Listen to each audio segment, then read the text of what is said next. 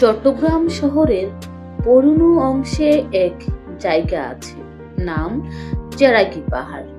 এই নামটা শুনলেই চোখের সামনে ভেসে ওঠে আলো, আড্ডা আর সৃজনশীলতার মিশেল। যেন চট্টগ্রামের প্রাণ এক জায়গায় এসে মিলেছে। এক সময় এই পাহাড়ে রাতে চেরাগ বা প্রদীপ জ্বালানো হতো। তাছাড়াও অনেক ইতিহাসে জড়িয়ে আছে এই পাহাড়ে। সেই থেকেই কিন্তু জায়গাটির নাম হয় চেরাগি পাহাড়।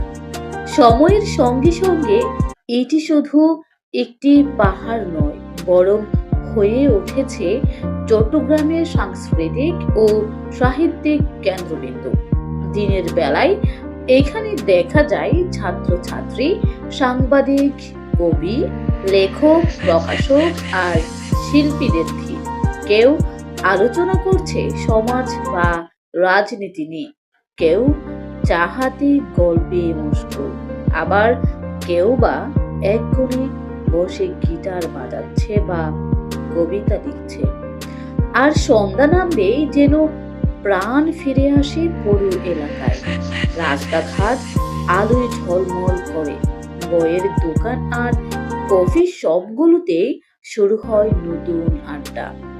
চেরাগি পাহাড়ের আশেপাশেই রয়েছে প্রেস ক্লাব, দৈনিক আজাদী, পূর্বকোণ, সুপ্রভাত, বাংলাদেশ সহ বহু পত্রিকার অফিস। তাই এখানে প্রতিদিন সংবাদ কর্মীদের আনাগোনা লেগেই থাকে।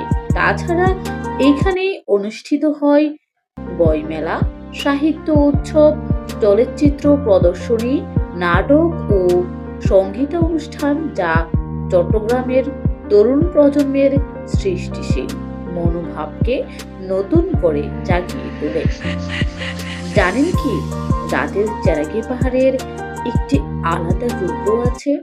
নিয়ন আলো, গানের সুর, ধোয়া মাখা চায়ের কাপ আর বন্ধুর হাসিতে ভরে ওঠে পুরো পাহাড়। কেউ বলে চট্টগ্রামকে সত্যি বুঝতে চাইলে এক